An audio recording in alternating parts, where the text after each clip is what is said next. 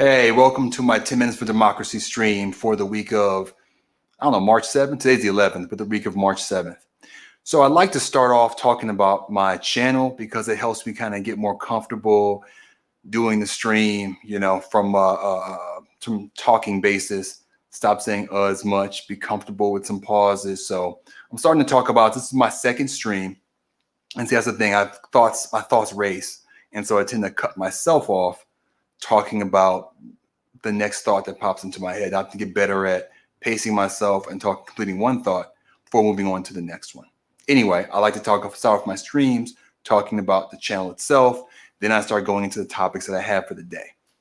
So the main topic about my channel I wanted to talk about today is the idea of finding your audience. Now, I've been doing this for over 6 months now, and I've learned a lot of lessons about it. I've gotten a lot of views. I've got a couple of videos that go viral, but I don't feel like I really found my audience. Oh yeah, I forgot to set up my comments on StreamYard. So I'm gonna tilt over here because I'm still working on my studio layout. I got the new background, so now my bookshelf is over here instead of behind me, and I can actually see my books. Got Cornel West looking at me there, Underground Railroad, New Jim Crow, all that good stuff. But I still need to be able to bring my computer closer to me so that I can work off it while I'm looking at the camera. Maybe end up putting it in front of me. I'm not sure. Still working some of the kinks out. But as I said, this is an ongoing process trying to get this together. The lighting scheme too. I had to light the background extra because the green screen wasn't looking right.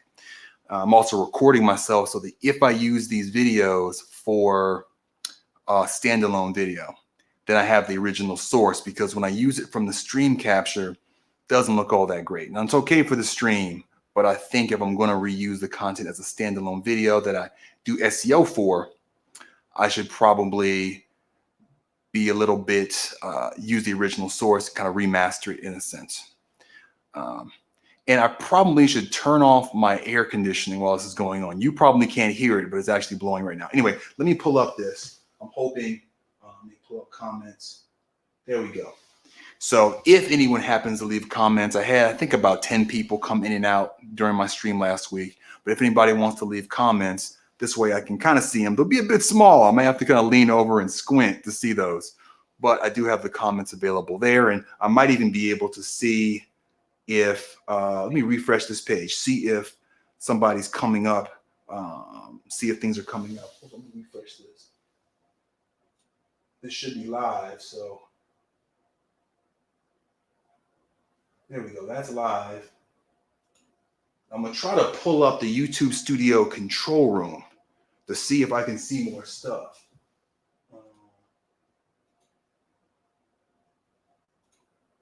Let's see, it's live now. No.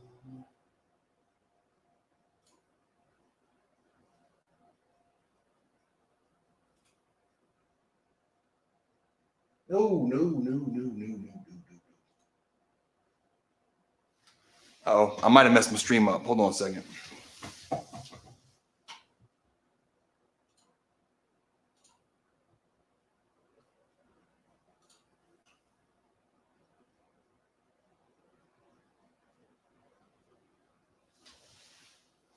Okay. I just hit the microphone with my head. So I don't think I messed it up. It looks like it's okay. I was afraid I killed my stream. I was trying to get into the YouTube Studio to see if that gave me more detail about what the stream is doing in YouTube.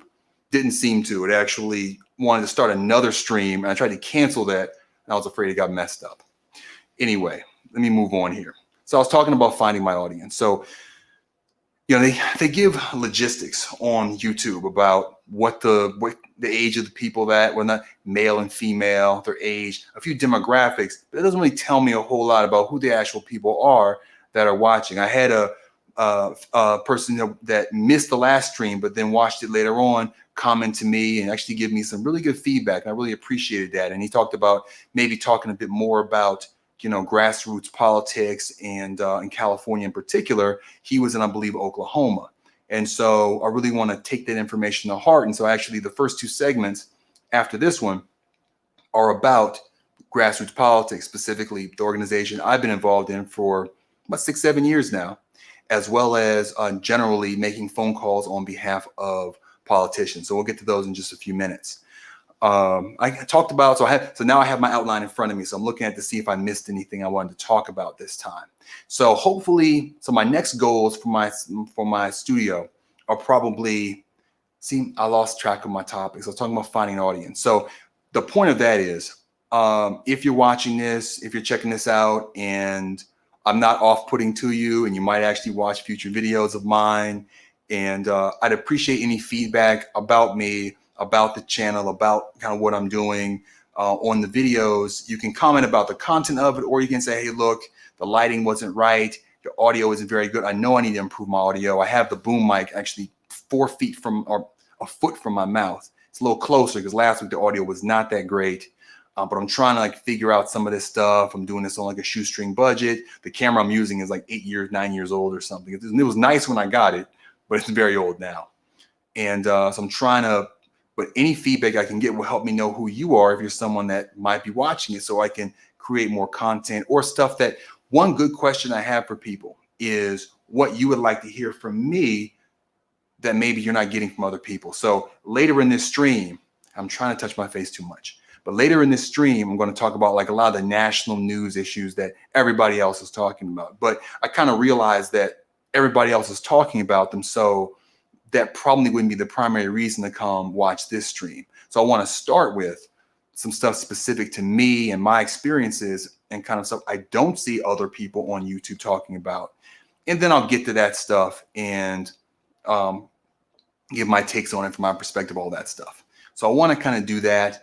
But besides that, so that's kind of the general YouTube channel stuff that I need to talk about. Now, besides that, I want to be able to get my desk in a better position. I want to be able to kind of pull up animations, pull up things on the video so that I can show you kind of what I'm talking about. So kind of add graphics to the stream. Right now, it's going to be me talking to you pretty much the entire time. When I put the stream up for the video as a standalone video, and the last one actually did better than I thought it would, but I think that's because I talked about Jimmy Dore and he trends right now. So that pulled a lot of people into it. But I do add chapters so people can go to whatever section they want to look at. And then the other thing is I do have a few YouTube shorts. I make a few of those, and they've actually come up some, and I get a few views off of those when I think the subject is relevant, because what I do is I post them up for everybody to see. So they might come up as shorts in the short stream that YouTube puts out, excuse me, but they also should come up, they come up as regular videos. And so I want them to be something that, excuse me, this is a stream, so there's no editing here. So I want to be able to make sure there's something that's suitable for and kind of built just for that. So for example, one short I'm working on writing a 1-minute script for is about Harriet Tubman being on the $20 bill. Now, some people talk about that and they call it a virtue signal. It's not a big deal. It is a big deal to me. Harriet Tubman is actually a hero of mine. I think she's one of the most important Americans in American history. And so that isn't the president. So, because of course they have very powerful, so obviously powerful people influence our society, but she was someone that wasn't a president. She was a regular person, born enslaved, and became, I mean, the 19th century, she did so many different things. That's what the video is going to be about. I'm going to run that down in a minute. Say, hey, this is why she's important. This is why when you look at that dollar and you see her face, you should be proud as an American that's there. Anyways, that's coming up in a few weeks as I have time to kind of work on it and kind of get it right. Okay, so the computer that controls the screen is over here. And so I'm going to move on and go to the first topic. All right, so that's weird. Okay. Oh, made it. Thank you. Alex, thank you for, okay, I'm going to tell I see some comments that actually came up on my screen. So Alex, thank you for tuning in. And Punisher 48, thank you for coming in as well.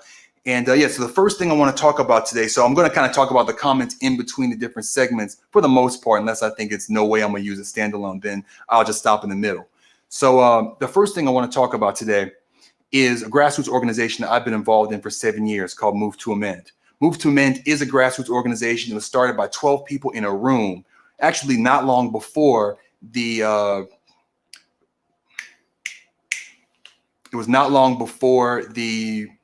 Citizens United decisions. 12 people in a room founded Move to Amend a few months before Citizens United decision was announced by the Supreme Court.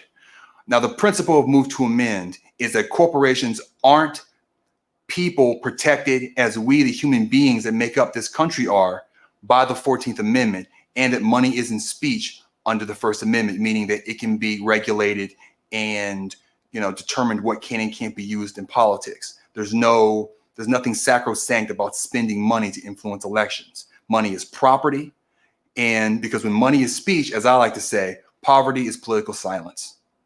And money in our society is often used as a megaphone.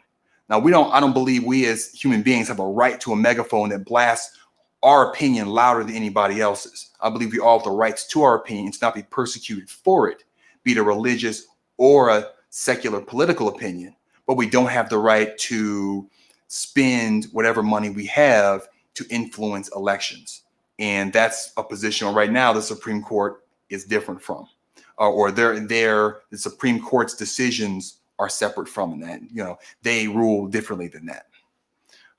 Move to Amend has a bill, HJR 48, that would amend the Constitution to say corporations are not persons and money isn't speech.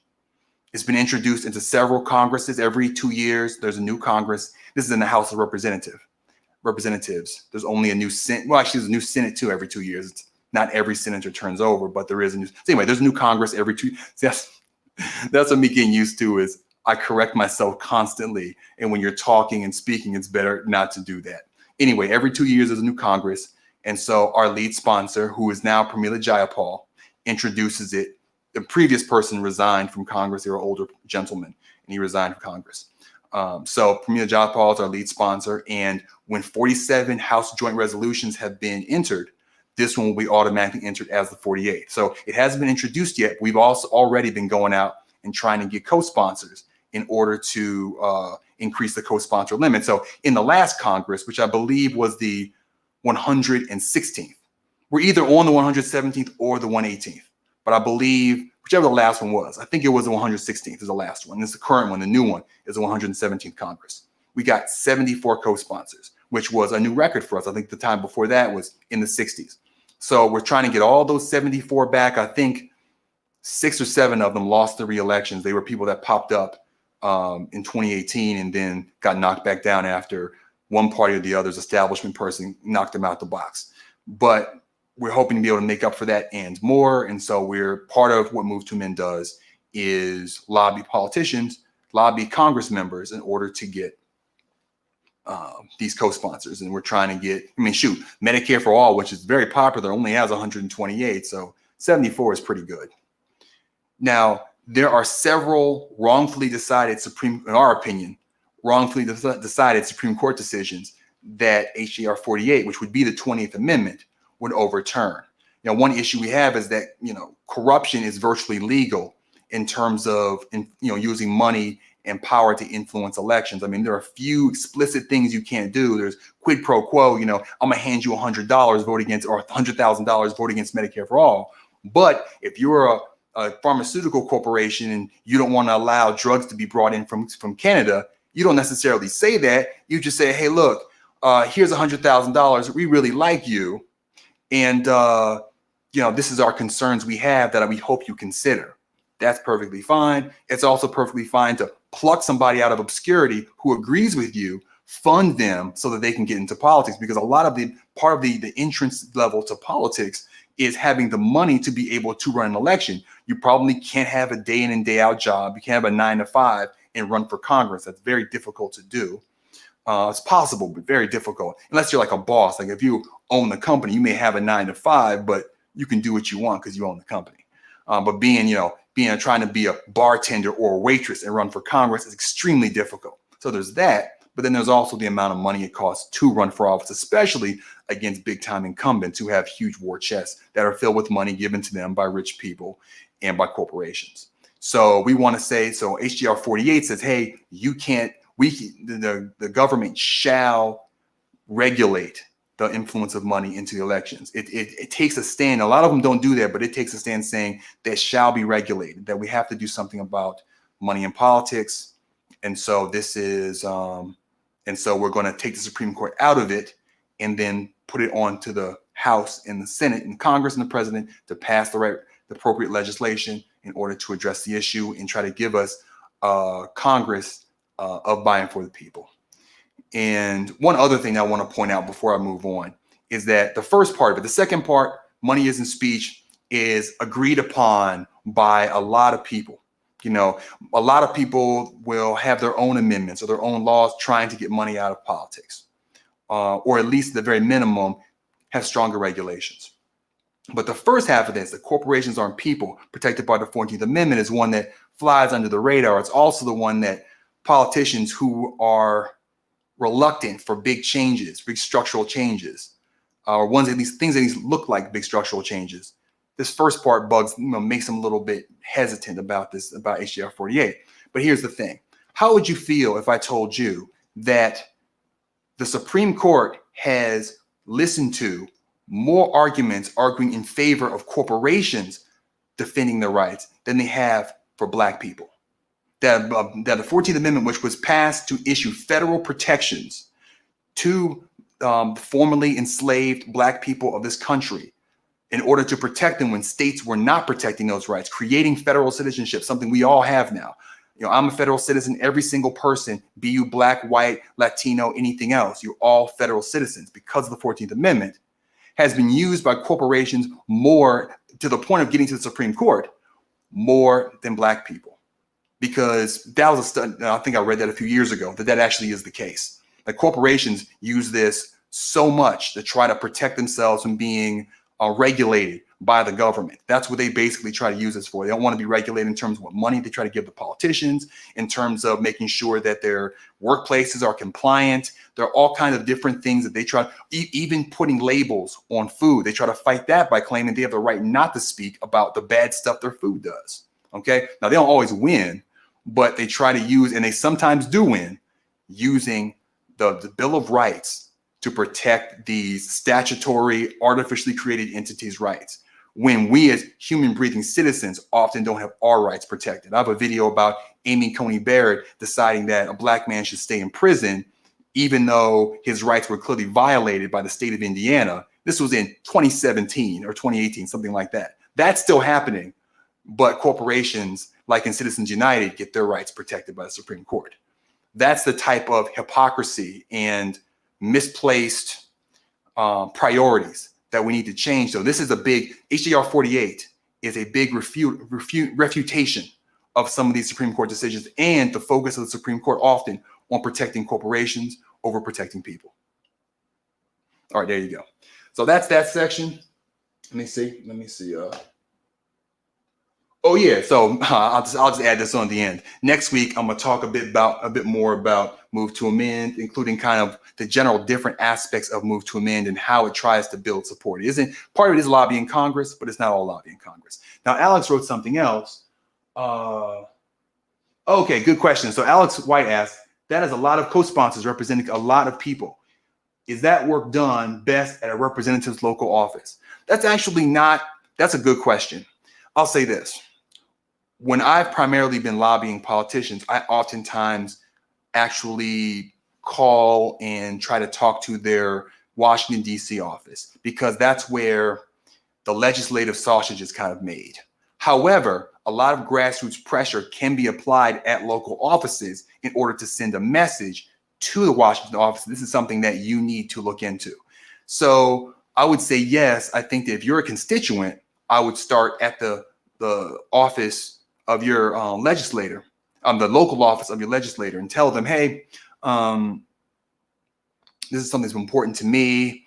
I think money isn't speech. I think corporations should not be protected under the Constitution directly. They're created by law as statutory entities. They're created by law, so the law should be governing them, and the Supreme Court shouldn't be involved in that, right?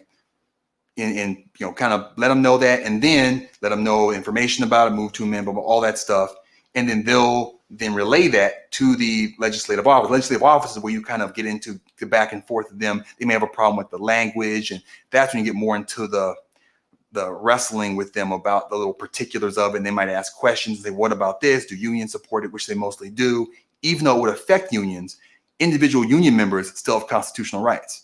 That's the difference. That's the advantage unions have over corporations. Is unions, when if you tell a union, okay, there's some things you can't do now because as a corporation, because even unions are incorporated, all individuals can still do it and still want to do it. Whereas a corporation is very much separated from any particular member. Maybe the CEO might do things on behalf of the corporation. Most of the workers will probably be on the other side of the argument.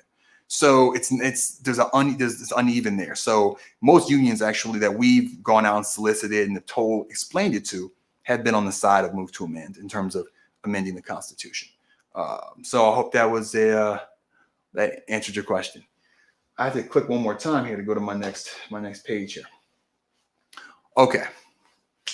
One thing that we all do, one thing that volunteers often do on behalf of politicians or candidates that they want to see elected to office is make phone calls, phone bank on their behalf.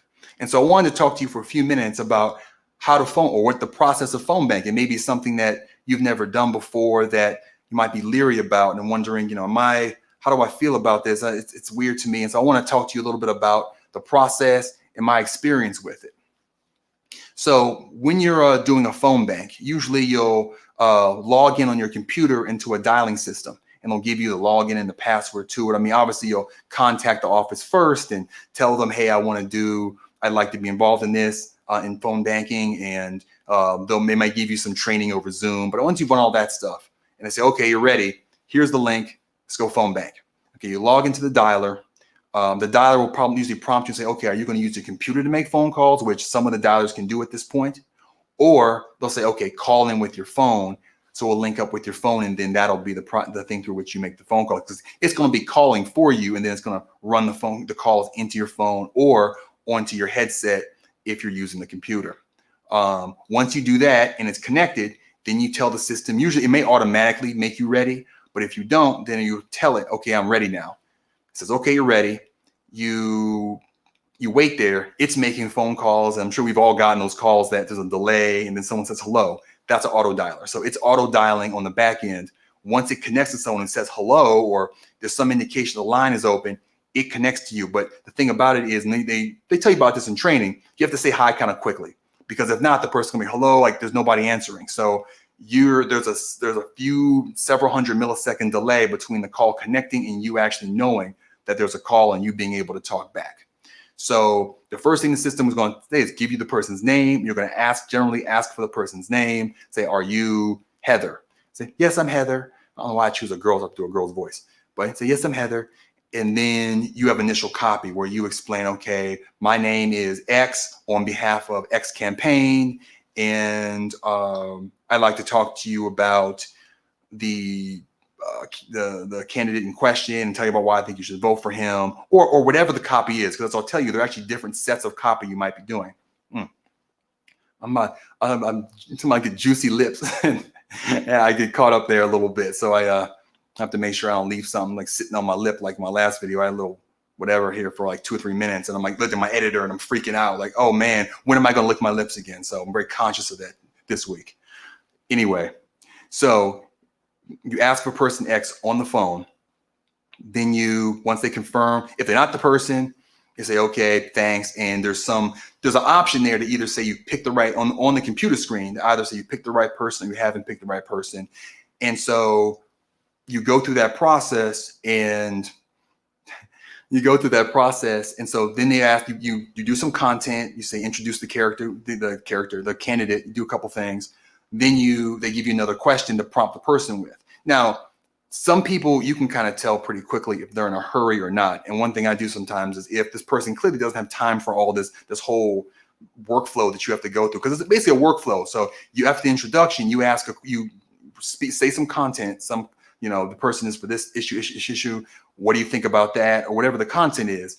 Then you go to the next point, which is they'll respond, and then there are a couple options for which response. You click that option, then they prompt you with more text, so it leads you through that. And then once you're done, then the call ends. You indicate how the call ended, whether or not they're supporting or not, or whatever the final question, the last inquiry is, you indicate in the system. And there are also usually some general categories of that was a call that ended up being not the right number, or sometimes there are two different sets. There can be a little bit confusing because sometimes there's the set of the questions in the questionnaire, which include whether or not it was the right caller. And then when you end the call, there's another thing on your left. This is my left, your right. If you're looking at this video, that'll tell you in the call with some final statement of the general nature of the call at the end of the day. So that's generally the process. And there's also usually a forced hang up button in case the system doesn't hang up or the person wants you to hang up first or something like that. You can actually click it to force a hang up if you need to.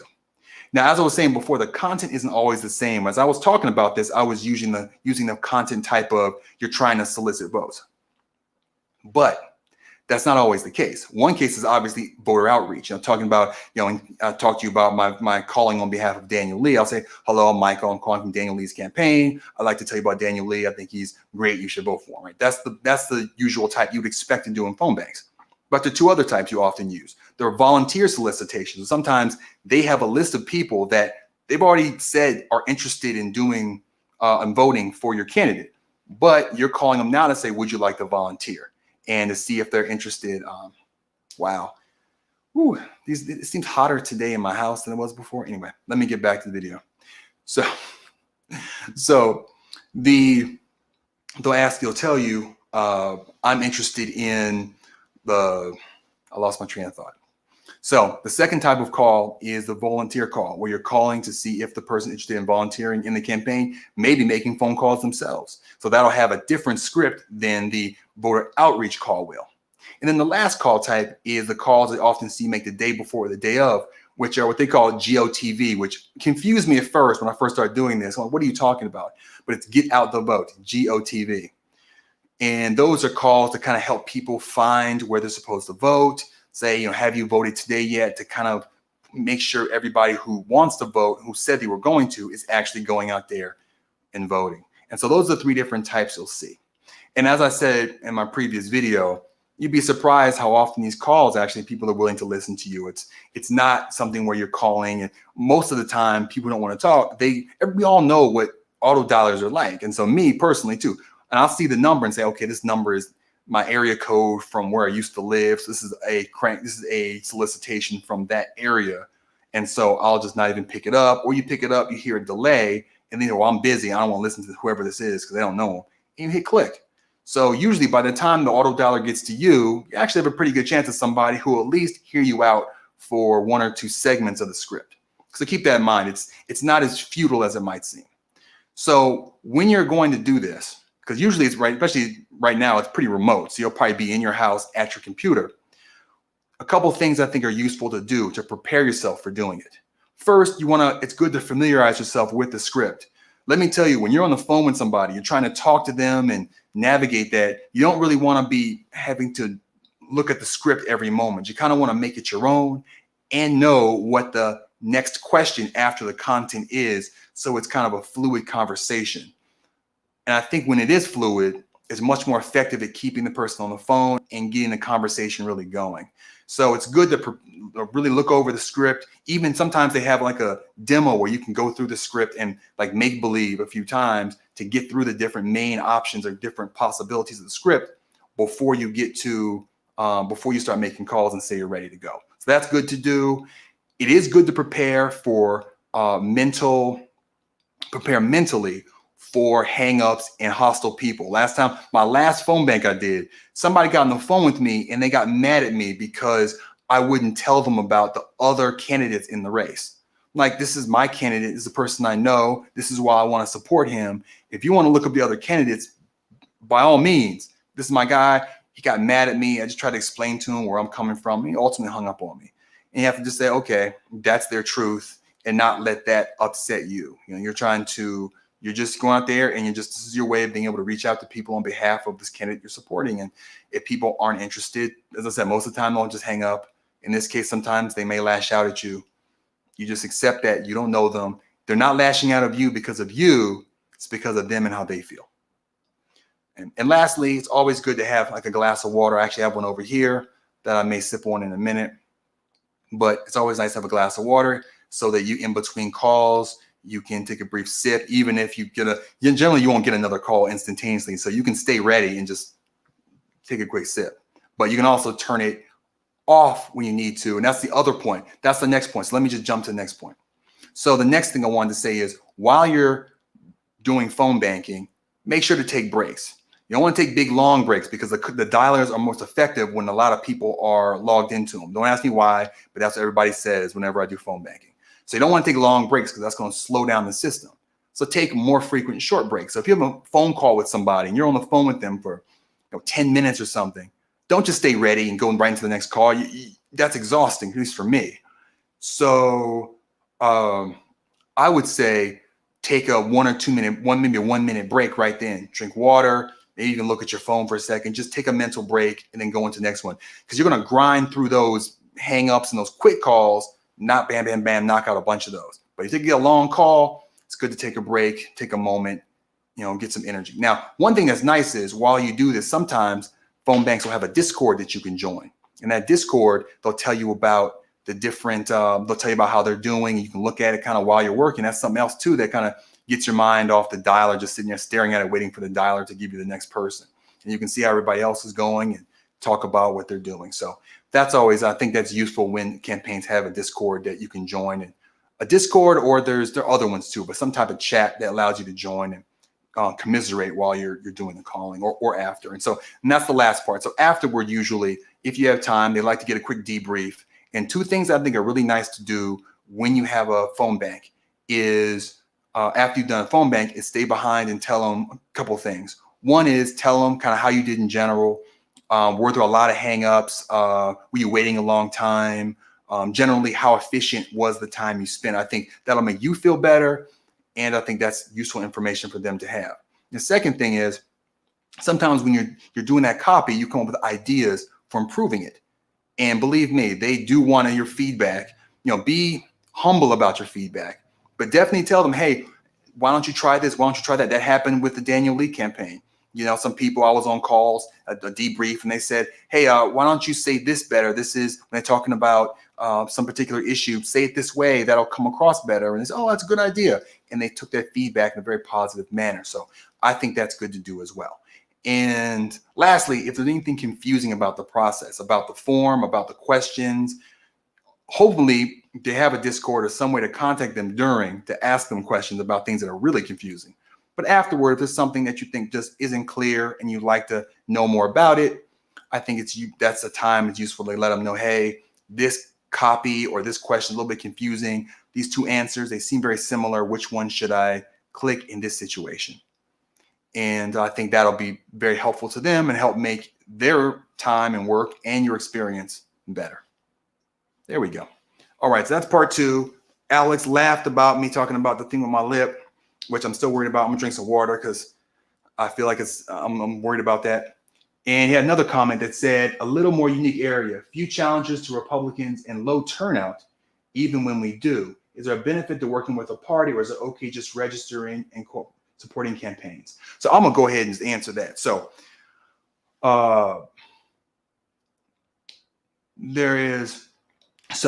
I'm not, and I have actually something later on that I'm going to talk about that actually affects this a little bit. But generally speaking, my feeling is, you want to, in California it doesn't matter as much, but you generally want to register in terms of your actual voter ID your voter registration with one of the two main parties, Republicans or Democrats, because they're the ones in most states that have actually primaries, some of which exclude people that are not registered. Now, there may be a reason why your particular party, like the Green Party or something, wants you to register for them for some state law reason. And there may be a reason to do that. But otherwise, like registering as an independent in California is fine, because we have jungle primaries, what they call jungle primaries, which means everybody votes and everything. And the election in November is a runoff on the top 2 people. So the primary isn't really a primary anymore. But in some states, they still let parties pick their candidate to represent the party in the general election, which is what primaries traditionally are. And so you generally want to register as a Republican or Democrat in those states so that you get a say in whichever party you're likely to vote for, who their candidate is. Now, as for supporting financially, or even in terms of your time and effort, I prefer directly working for candidates. Campaigns, especially, or parties, especially the Democratic Party, are generally big tent organizations, which means you give money to the DNC, you have no idea who and what that's going to support. It may be somebody you agree with, it may not be, because there's a wide, spectrum of politics in the Democratic Party. So for me, I'm going to campaign for and work with people that are in the party that in the party that I particularly agree with and think will make good politicians in Washington or in the state house for the state or wherever, even city councils or what have you. So I would say money and effort I would give into local and the actual candidate. But in terms of registration, I probably pick one of the parties so that you can be involved in their mechanics, because a lot of, in the short term, that's a lot of the change we're going to be able to do, whatever change you may want, is going to be by inside of those, the mechanics of those parties. So I hope that that answered your question. Let's see here. What we got next? Oh, so I have a new idea. I'm gonna get some water. I don't know why I put it way. See, I didn't think my desk would be so far away, so I put it way over there on the far side of my desk. I wonder if you could hear that. I could hear that. It seemed loud. Me swishing them out of my mouth like that. Okay. Oh, let me reload this.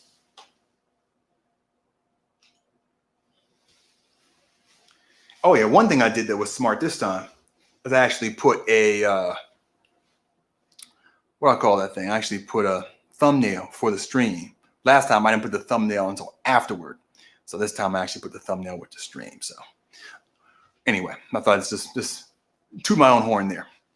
Anyway, so I have a new segment that I'm doing now. It's kind of called a new playlist, and it's something that I'm going to try to produce content for. So it's called Good Ideas. So they're good ideas for the government to help solve problems, because a lot of times you get in this political conversation, a lot of the talk is about this politician or that, and that's relevant and important. But one thing that I think is very useful too is a talk about ideas. Not oftentimes they're not mine, the ones that I come across like this one, that I think were a good idea that would actually help make our country better. So the good idea for this week is having a federal unemployment system. So right now in the United States, there are 53 different unemployment systems. Each state and then several, or at least 53, but each state and then each territory, like Puerto Rico, maybe Guam, Washington, D.C., each have their own unemployment systems. And they're of different qualities, and they are different effectiveness in terms of actually doing what they're set out to do. Now, to give credit where credit's due, Last Week Tonight with John Oliver, which is one of my favorite political programs, had their video about the unemployment systems in America, and the idea that they came out of that was saying this is what we should do. And so I don't know if you saw that, but I wanted to go over kind of what the problem is that it's solving, why I think we should do it, and some of the main concerns people might have. So the premise is that many of the unemployment systems in various states are very bad. And Last Week Tonight in particular chose Florida to kind of use as a punching bag because it's pretty bad. So in Florida, the system is very difficult to, I think they did some weird stuff with it. I think it was only online, but then the thing kept on, once the COVID thing was happening, it kept on crashing because it wasn't very good. So it just didn't run very well. So they had a lot of problems with the actual implementation of the system. So it just wasn't made very well. And I want to say that was Florida, where they had these long lines where they had to then let people come in and fill out paper forms and then submit them to them by hand, in tents outside, these people in masks are trying not to catch COVID so they can get their unemployment, because the system was just busted. It just didn't work. And he actually had a video of Ron DeSantis, the current governor of Florida, complaining about Rick Scott, the previous governor of Florida, and how he ran the system so badly. This is two Republicans, one following the other. But the new Republican governor talking about how the last Republican governor seem to purposefully have the system run in a way to prevent people from getting unemployment, because for ideological reasons, not wanting people to get unemployment. Now, unemployment insurance, to be clear, it's paid by businesses who use our labor. They pay the government to provide insurance so that if they have to lay the person off through no cause, generally, I don't know it's true everywhere, but generally speaking, you only get unemployment if a company lays you off. Like, you're a good worker, but the company falters and they have to let you go. The company is basically paid into the unemployment system so that the government can then supplement your income until you can find another job. Okay, that's the insurance of it. And it's insurance the companies pay for because they're getting the fruits of your labor, so they're kind of setting aside money via the government. The government's guaranteeing the payout, though, no matter how much the company put in, but you obviously want to balance the unemployment budget of the state. And the state then pays out to you. They also point out in the segment that Florida doesn't pay very well. It's like 275 is the maximum. They scale it up based on your income. So you may not even get that if you're a minimum wage employee. Whereas in California, for example, it's 450 when maximized. So that's a big difference. There's also a question of how long the time is, like how much time you get to actually be on it before you're kicked off the rolls and left to your own devices. Okay.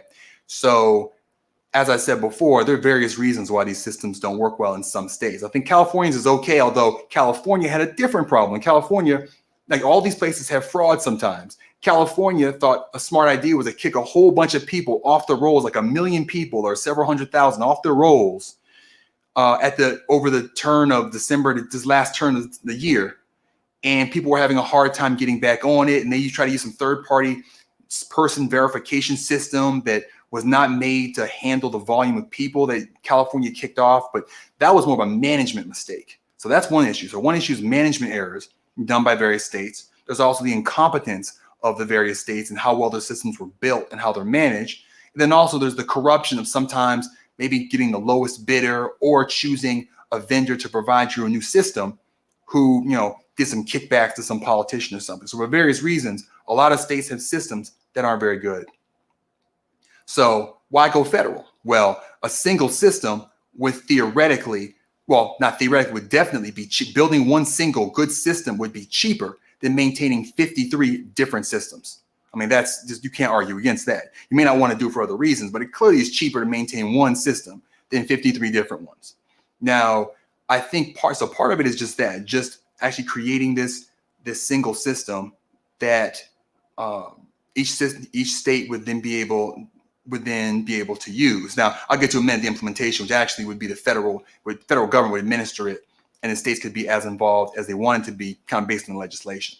So another good part is we need to enforce a minimum wage, a minimum value of labor. It only makes sense to also enforce a minimum value of unemployment insurance. You shouldn't be able to pay someone lower than what's reasonable to expect to be able to pay them while they're unemployed going through finding a new job. So, there's no reason why, if you're getting paid $50 a week on unemployment, what's that doing for you? It's doing nothing, right? So there's some minimum you have to have in order for unemployment insurance to actually have some value. There's also the issue of race to the bottom.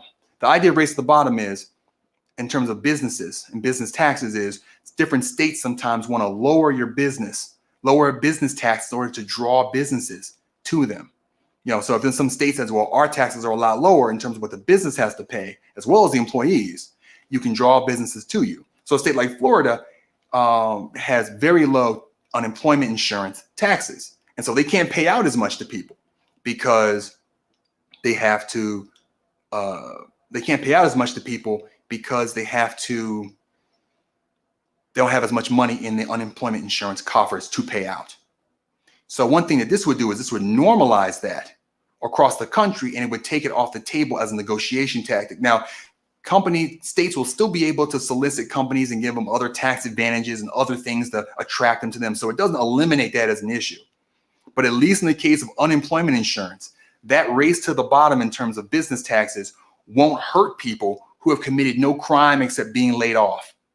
Okay, so that's the kind of the more the philosophical aspect of it, is trying to normalize that we have a federal minimum wage that is low enough that it covers every state. It's not high so that any state is paying too much as a minimum wage. Same thing for unemployment insurance. You set it low enough that it covers every state and it's reasonable for every state, it should be relative to the minimum wage. So you should be, if there's a minimum wage, there should be a minimum unemployment insurance payout that makes sense at the same time. Okay, so it would do that as well. Okay, so let me see. I think I have one more section. So I'm pausing here because I have to change my page. All right. Okay. Now, the number one issue I would expect people to probably raise with this is like states' rights. Like, how dare you tell a state kind of what to do? But the way this would be implemented, I would think, is that you would essentially implement a federal tax on businesses in the United States. So it wouldn't even really, you wouldn't tell Florida, for example, get rid of your system. We're taking your taxes and putting them in our federal system. I don't think the Supreme Court would let the federal government do that. But what you can do as a federal government is you can just levy a business tax for all businesses in all states that they have to pay into for every employee that you then pay out as a federal unemployment insurance benefit.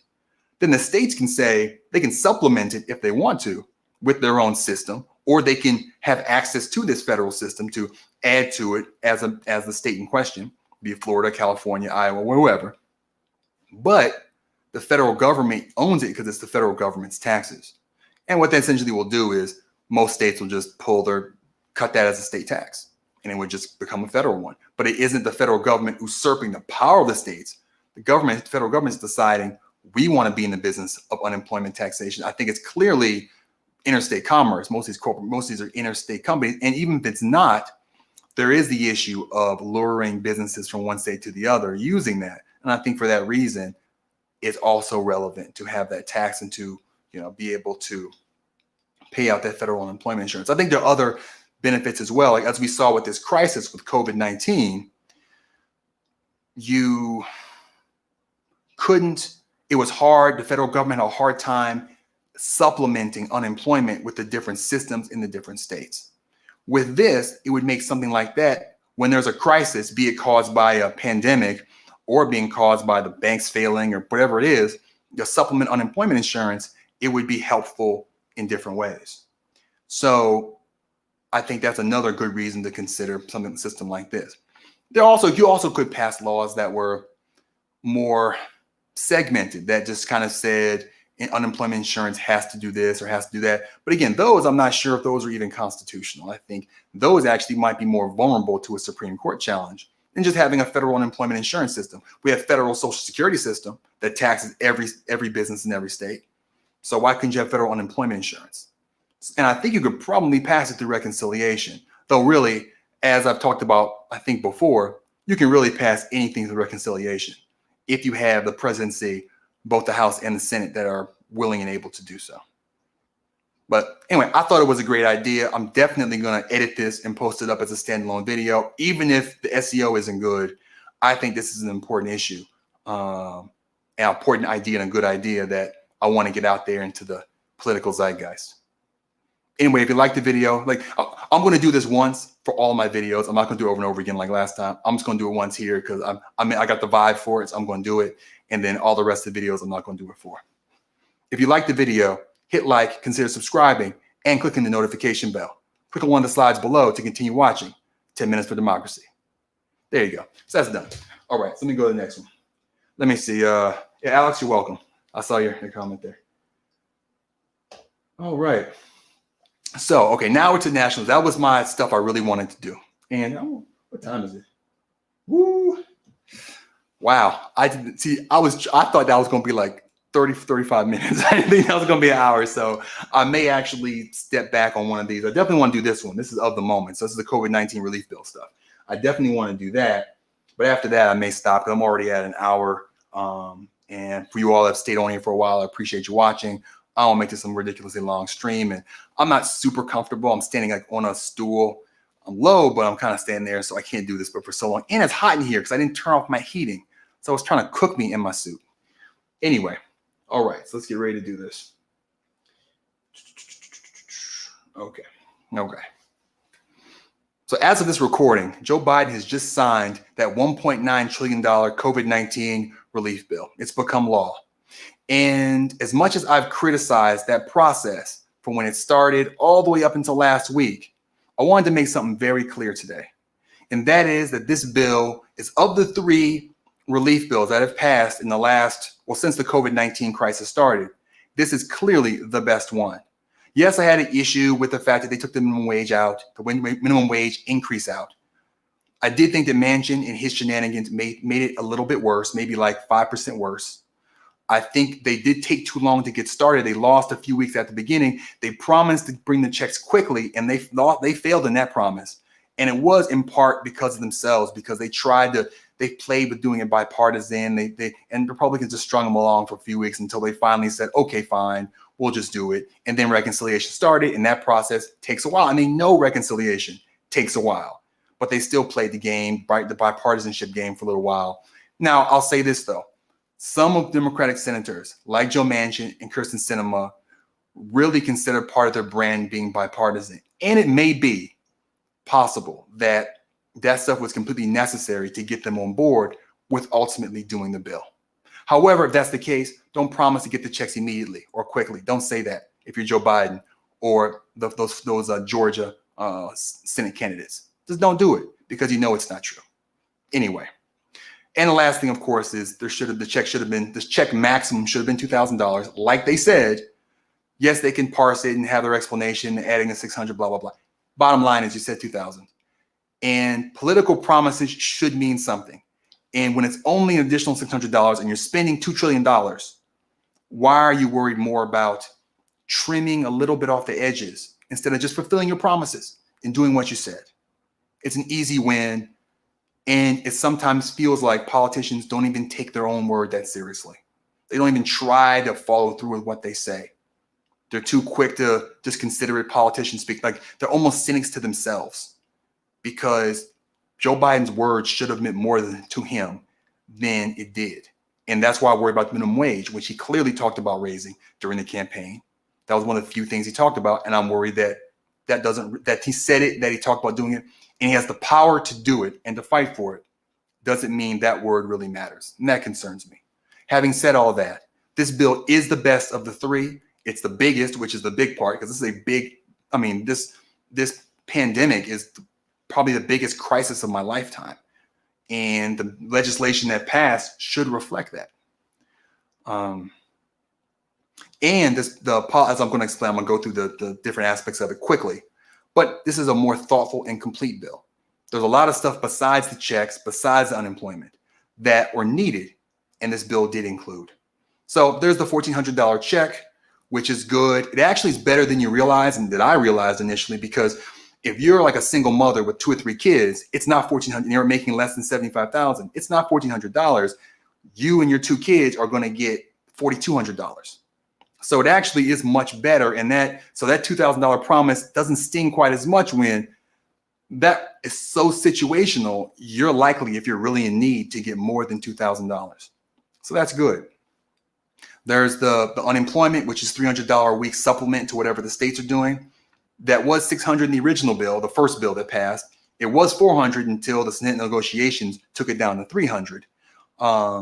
But it's still $300 more. That's not bad. Wish it was $400, wish it was $600, wish it was more, but that's still on its face good.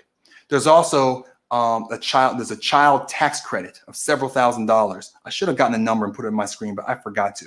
But it's a child tax exempt refund that is actually fully refundable in your tax return. So let's say I think it's like around $3,500 per child, I think. Let's say it's $3,500. If you file your tax return and you paying less than $3,500 net federal taxes because you're having a hard time, you would actually get the difference between that and the $3,500 back to you as a tax refund. Some things are just tax credits, which help you lower your taxable income. This is the actual amount of money that they're essentially putting on your tax return. So when you file, that money offsets your taxes, your tax due. And so that can actually net you money. So that's really good. There's 125, I'm not gonna go through every little thing, but I'm gonna go through the big ticket items. There's $125 billion for K through 12 schools.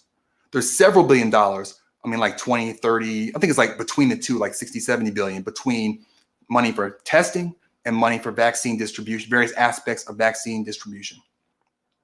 Also, there's supplements to healthcare premiums through Obamacare, the ACA. And so if if your income is up to 150% of the poverty level, which is like a low 20,000, excuse me, if your amount, if your income is lower than 150% of the federal poverty level, you'll pay no healthcare premiums. I think for this year or while the pandemic's going on, I think there's some, I'm not sure if I think that's for some limited time. Maybe it's for 2020, 2021 or something, but that's in the bill. There's also billions of dollars for rental assistance. There's some child care grants. And there's that whole thing about that the House didn't have that was added by the Senate that says the first $10,000 of unemployment insurance is tax-free. Now, one thing I want to say about that is that actually helps you a lot more if you actually manage to get a job during the same year you got unemployment. The reason being, if the only income you had, or most of the income you had, was unemployment, it's going to get paid, it's going to get taxed at the lowest marginal tax rate, which is only about a little over 10%, like 13%, 12%. So that 10,000 would be taxed at like 1,300 or something, and the state tax for most states is going to be very low. And in California, it's like 1%. But if you made $40,000 either before you went unemployed or after, then that 10,000 is going to be taxed at 20-something%, probably, or maybe even 30, probably 20-something%. The 32% tax bracket's like at $170,000. So your money wouldn't get that high. So it's a bigger benefit. So that actually is a better benefit for those that have been able to find a job or who were paid a fair amount of money before they went on unemployment this year. So keep that in mind. That's still good, but it's kind of complicated in terms of its value. It depends a lot on your situation.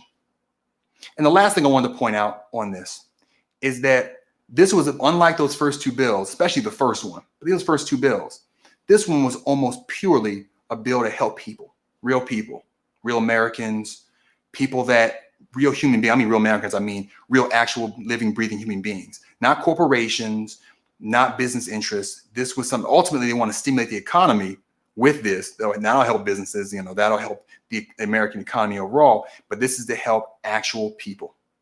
And, say what you will about Joe Biden, he is doing things to try to help people.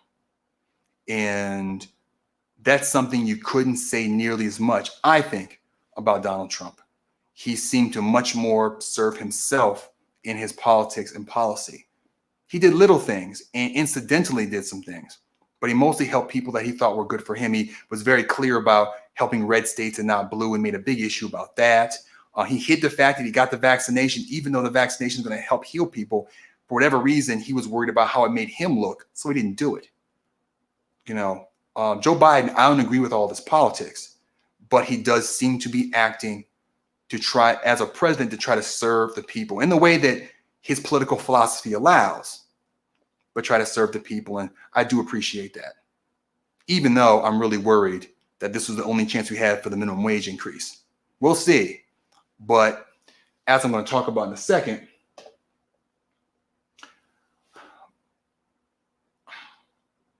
I am really concerned that the minimum wage, which has needed a raise for a decade, this was the best shot at it. But I do understand to some extent why a bill this good was hard for the House progressives to say no to. Even though I think that ultimately it still would have passed, perhaps in a better shape if they had. But that's politics. And when you're in the House, you're a lot more vulnerable in terms of, how much money you have, your donation coffers, as well as how often you have elections, versus when you're in the House. It's a lot more tenuous. And so while I would have liked to have seen them show a little more, spine when it came to minimum wage, I understand with how good this bill was, why they chose to accept it and fight that battle another day. However, as I said before, if 2022 comes and there's no minimum wage hike, I think it is fair to criticize them for not taking this opportunity, despite my understanding why they didn't. All right. Okay. I actually did that pretty fast. I was afraid I was going to take a long time. It's only 7 after. I think I'm going to go ahead and at least do, I think I had 2 more. Oh, I have 3 more. And I exited my my thingamajig here. I got to pop back. I can't. Hold on. Oops. Okay. Filibuster reform. There's been a lot of talk about that idea about who is or isn't or may not be willing to do filibuster reform. As I said in last week, Joe Manchin screamed never at a reporter who asked him if he'd ever get rid of the filibuster. However, he pretty quickly, within a few days, said, well, I'm willing to reform it. And others have talked about restoring the filibuster to what it originally was, which was a way to keep debate open, but you had to actually speak and talk, like Mr. Smith Goes to Washington, to keep the debate going. It would still take 60 votes to close debate, but only if you could continue talking to keep debate open. Otherwise, it would fail. Now, so one confusing thing about the Senate is the Senate, generally speaking, is a majority chamber, just like the House is. In the original Senate, as constructed by the Constitution, the majority votes, 50 votes plus the vice president, or 51 votes wins. Or 50 plus 1, as they say, wins. The filibuster, I'm not going to go through the history of it, but that's this huge exception that for a long time was a very rare exception of somebody trying to stand up and just talk and keep talking. And the idea of the filibuster is kind of to show how important it is to you. It's honestly to a large extent a virtue signal. Generally, eventually, if the other party just really didn't want to do it, or the light cast upon that issue by doing the filibuster convinces some of them not to do it, the vote would still go through and it could still pass. Or you'd have to have an organized filibuster that shut the Senate down so much that they had to concede defeat, the people who wanted to pass whatever bill this was, because there was other business that needed to be gotten to. Eventually what happened is it became something that you could just declare filibuster. Like in the office when he said, I declare bankruptcy, he said, you can't just declare it. Well, in the Senate now, at some point they said, you can just declare filibuster. And so they declare filibuster, and they don't have to actually talk, and then it takes 60 votes to close debate, even though nobody's talking. You can't just close debate with a majority, because in the Senate, in order to vote on a bill, you have to vote to close debate first, then actually vote on the bill. And the vote on the bill is majority only. So the way the filibuster stops the bill is not by voting on the bill itself. It's by stopping the closing of the debate. Or you table the bill. And if you table it, then that vote goes away and the bill is not. Nobody proceeds with the bill anymore. So the idea of reform, fundamentally the idea of reform is saying, hey, we will keep the filibuster so that people like Joe Manchin and Kirsten Sinema and even Joe Biden will be okay with this change and not removing it, because they believe there's something that they believe in, kind of the fantasy that the filibuster is some institution of the Senate that's important to debate and all this kind of stuff, which I think is a story that was made up to justify it. But anyway, they believe in that. And so the filibuster reform is a way to kind of go around that. It allows for the minority, whoever it is, to actually make a stand, to fight for what they believe in, even if they don't have the votes, to do that virtue signal, but also theoretically to grind the Senate to a halt in theory. Although really, there's so little business that's done in the Senate nowadays, and it's so easy to fly to and from. The filibuster isn't nearly as effective conceptually as it was in yonder day back when the Senate, people would kind of have to take horseback and you couldn't really fly to the Senate. You were there for a while, you had your business, time was running out, and you had to leave. So I think now the filibuster as a way of stopping things doesn't work nearly as well in practice. But it does do the thing it did before, which is bring light to an issue. It says, okay, if they're filibustering it, it'll be on the news. You'll have Fox News and MSNBC and CNN talking about this issue that this person's standing up and reading Dr. Seuss to keep the debate going, or reading an encyclopedia, whatever it is they're doing. And I was like, why are they doing this? Like, because this is so important.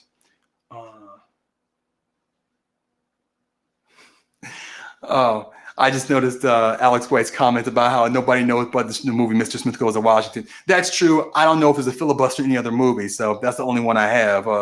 I saw Kyle Kalinske use it too. He wasn't quite sure he was picking the right movie, but he used it too. So I think, unfortunately, there's no other option for us here. So we're going with this.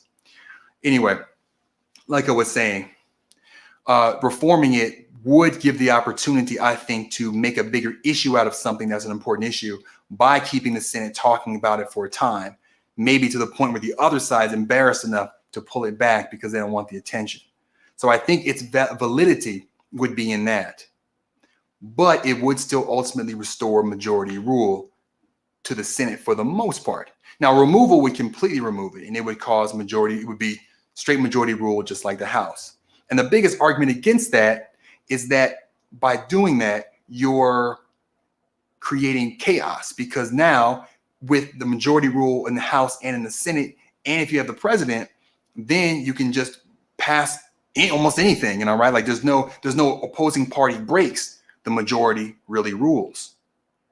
And I can understand that concern, and to an extent that's true, but you have to recognize, I think anyone that makes that argument needs to recognize that most of the time, that's not what's going on in our politics. Most of the time, I think in the last 20 years, one party has controlled the presidency, the House, and the Senate for less than half the time. And in the last 10 years, it's only been like, in the last 10 years, since 2010, both houses have only been controlled by the Democrats for 2 years and for the Republicans for 2 years. Now, that's true. That can create chaos because the Democrats could pass something very big, and the Republicans could 2 years later undo it. I think that's true. But that's why they talk about the filibuster reform and saying, raising the debate. And here's the other argument. So I think there's some degree of validity to that argument. I think that it's not the ideal. The ideal is people work together and we're not all partisan. A bill that has 75% approval gets at least one Republican in the House to vote for it, right? That's the ideal, is that both sides can be reasonable and can vote on each other's bills. Unfortunately, the Republican Party just doesn't vote for Democratic bills anymore. They just don't, as a principle, as a philosophy. A few Democrats do the opposite. Manchin did I think vote for one of Trump's Supreme Court nominees. I think there are a few Democrats that voted for a few Republican bills. It's almost the same on the other side, but not quite. On the Republican side, even for a bill that's this popular, that's I think 60% popular among Republicans or something, 50 to 60% among Republicans, no votes. Okay, that's philosophical obstruction. That's not weighing the issue and voting your constituency. Okay, so unfortunately, I think because that's going on, we can't pretend and we can't act like we're in a world that we're not, where there is a middle ground on any issue to be found. The last time Democrats had control of all three branches, or just the presidency, the rule of the day was obstruction. And if that's the case, I think the filibuster has to be at least reformed, if not removed. And ultimately, here's the bottom line to that, the reform versus removal issue. The reality of all of this is that it's majority rule. The Democrats can pass whatever they want right now. They may choose to respect a filibuster, the filibuster rules, or they may reform them only, and they may play that kabuki theater if they want, but that's their choice. The Republicans, when they come in, if they had an agenda, which I talked about the fact that they don't have an agenda, so I don't know what they're really going to do, even if they had this power, but if they have an agenda, they can do whatever they want to. The Senate, at the end of the day, is still a majority controls House of Congress, just like the House is, or chamber of Congress, just like the House is. They just choose to go along with this norm and this rule that they voted in place themselves that limits what they can do. And I think that there are too many problems that we have to, let me restate that. I think that the people that voted for Joe Biden and voted for Democrats to control the House and the Senate want Democrats in the House and the Senate, and the president, of course, to get things done. And if you can do it by doing just filibuster reform and that'll allow things to get done, I'm fine with it. But it's not an excuse. And at the end of the day, the filibuster, when a party has control of the House and the Senate and the presidency, the filibuster isn't an excuse not to get things done. Or rather, it's only an excuse. It's not a reason. Because at the end of the day, the majority rules in the House and in the Senate, despite what they may tell you. They're choosing to tie a hand behind their back. And we get to choose whether or not to hold them accountable for that. Okay, Okay, that's the same comment as before. I thought Alex might have posted something else, but he didn't. Okay, so that's that one. Oh, I forgot about. I like that as a standalone. I'm gonna add this on though, just from my own personal note. So, unfortunately, like I talked about, unfortunately, it looks like Manchin and Sinema, both in the Senate, the Democratic senators, are so worried about their brand of bipartisanship, they seem to be willing to scuttle any additional legislation that comes to the Senate if it's not bipartisan. They're basically handing the keys to Biden's administration to Republicans. It's unbelievable to me, even if they feel that way, to say it publicly, because Sinema has said publicly just she's not even necessarily in favor of reform. She's a hardcore, I want the filibuster back for everything.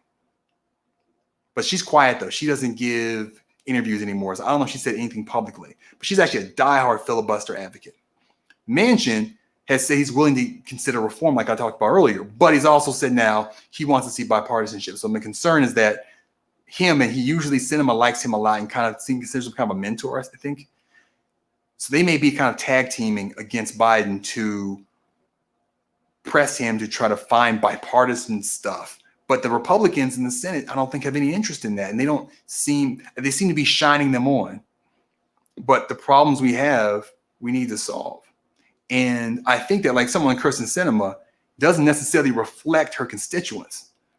And if you had a grassroots push in her district, I don't know if you could do this with Manchin. Although actually you could, because he actually has a small Democratic constituency that you could disrupt and cause him to lose. Then he would probably lose to an actual Republican.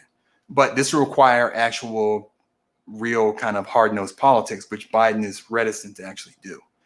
But this is a kind of afternote saying that this might all be for naught, because even for filibuster aside, they seem to want bipartisanship when history tells us there's none to be found.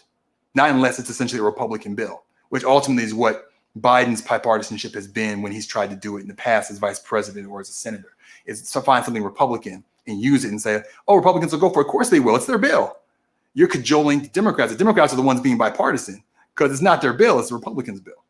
Anyway, that's that. I forgot about this third window on my display here. Okay.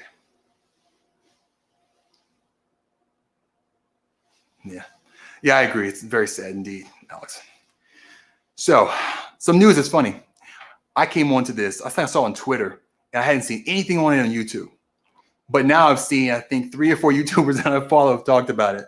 So I'm going to run it down real quick and kind of give my thoughts on it. So, the Nevada State Democratic Party was taken over by Berniecrats. And what I mean by that is they swept, I think it was all 5 elected seats that govern the Democratic Party, the state apparatus in Nevada.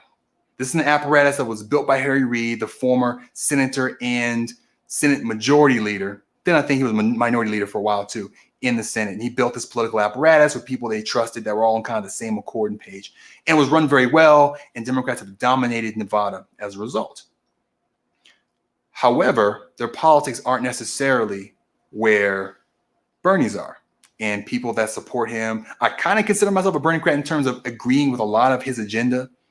I would kind of consider myself a Berniecrat because it's not an official term. It's just Democrats that are of Bernie's political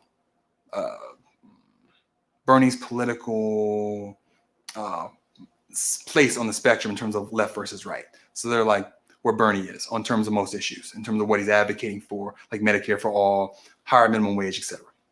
So they took over. But that's not the story. That's a good story. I like hearing that story. And like I posted on somebody else's video, I wish that would happen maybe here in California, where the California State Democratic Party is pretty kind of milquetoast. It's not terrible, but it's just, I don't think they really about anything. Besides whatever the line is from the party, the national party itself. I'm looking down here and I have the thing up there. See, I can train myself. That's what you do streams for. So the story is that the entire staff of the state Democratic Party in Nevada resigned right after the election. They resigned, gave themselves severances somehow after quitting, because resigning is quitting. They somehow quit, but gave themselves severances. It's reported by Ryan Grimm in The Intercept. You can read the article for yourself.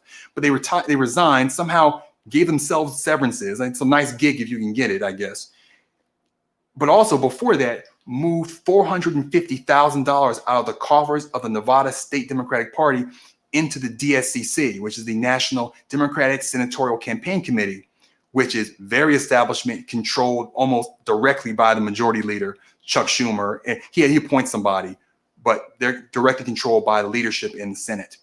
And they'll be used to, and this is the funny part, it's probably going to be, or ironic part, it's probably going to be used to bolster the campaign of the one-term incumbent senator from Nevada who, what's the word I'm looking for? They endorsed the people that lost. So I think the fear was they may not give him this money.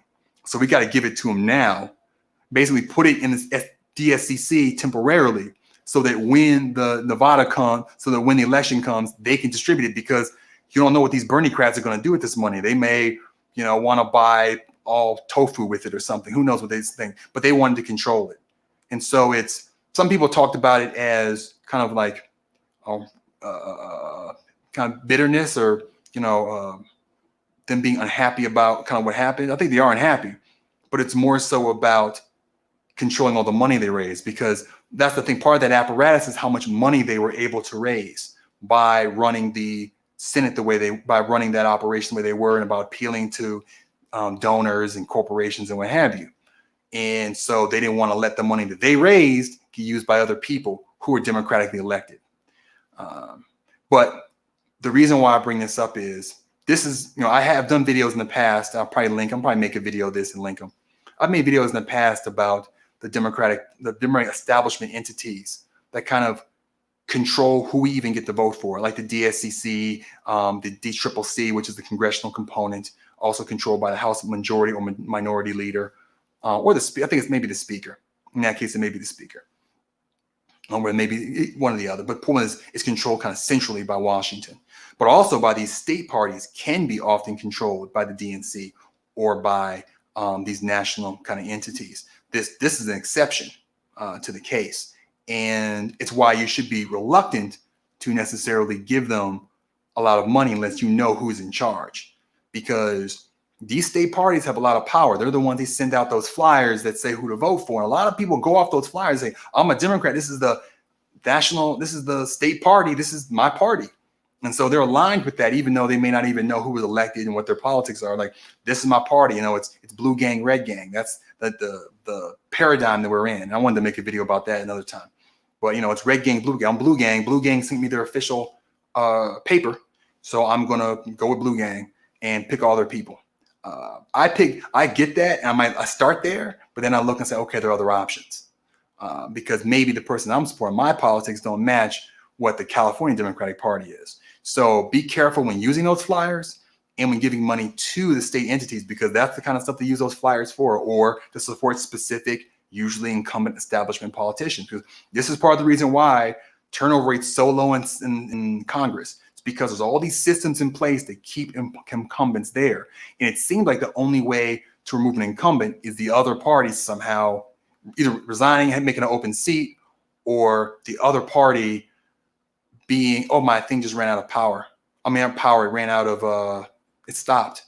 Okay, hold on a second. I'm going to turn this back on. I think it stopped recording. Hold on. Oh, you can't record anymore. Okay. Whew.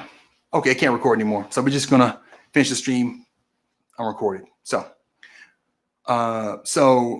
that's why you should generally give money and work for, and phone bank for directly for politicians, because you don't know, that politician may or may not be in good with their kind of national overlords or the establishment overlords of whichever party you're generally aligned with.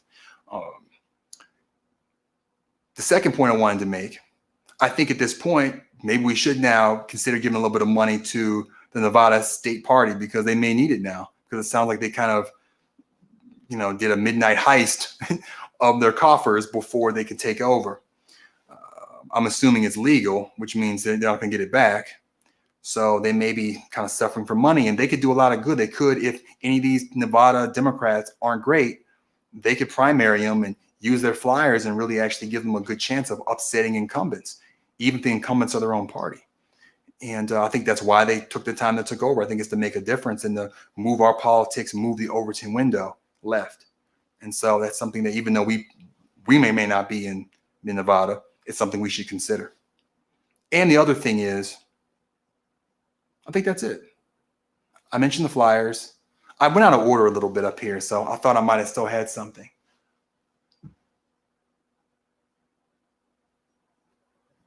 Okay. Alex made a comment. So that segment's over. Alex made a comment. Doesn't state central committee get to use that lower nonprofit mailing rate? Not fair for candidates to play games like that. That's a good question. I'm not sure. I do think you're right. I think that the registered state parties usually get a lower mailing rate. I think that's absolutely true. So the Nevada politicians will still have the advantage. I'm not sure, and the DSNC probably can't do that. They probably have to use a normal mailing rate. Same with the campaign. Campaigns could also get a special rate depending on the state law or federal law. I'm not sure if a candidate gets to do it, but I think you're right that a registered kind of state party or party entity gets to use a lower mailing rate. But I mean, this is kind of shady in the sense that those donors that they raised money for and gave to the Democratic, the Nevada Democratic Party. And that money wasn't necessarily from big donors. It might have been from small donors that were in favor of those people getting elected. They were elected democratically. So yeah, that's definitely bad play on the part of those outgoing officials. And it seemed like their loyalty was to the Harry Reid Democratic apparatus and the national federal establishment apparatus, and not to the actual Nevada State Democratic Party. And that's disappointing. Okay, so Alex, man, you made it through a whole stream with me. I really appreciate that. The only thing I had left was I was going to talk a little bit about Kirsten Sinema. I'm actually kind of tired now. I think it's a good streaming better than the last one. But I think I'll just save this for next week. It's not in particular. I want to talk about her doing that little dip, and I did some research about her. It's very interesting, but I don't want to rush it. I'm sweating because my heat was on, and I think I'm going to wrap up the stream. But I want to thank everybody who watched either the whole stream or part of it. I really appreciate it. That's what I'm kind of focusing on doing right now, is do streams, talk to people, make the interaction, build an audience. I think I'm going to stay on Thursday. It will vary. I have my daughter. I'm actually going to go pick her up. She's with her mom right now. So I'm going to that might interfere with the exact time. So I'll probably actually change my banner to actually say Thursday afternoon or evening, PST, Pacific time, for my stream, and do it on Thursdays. Try to build a low audience, see if I can get 10, 20 people in here and kind of try to make a low audience. So we'll see how that goes. Anyway, thanks for watching and enjoy the rest of your evening. I have to kind of slide off frame to turn it off.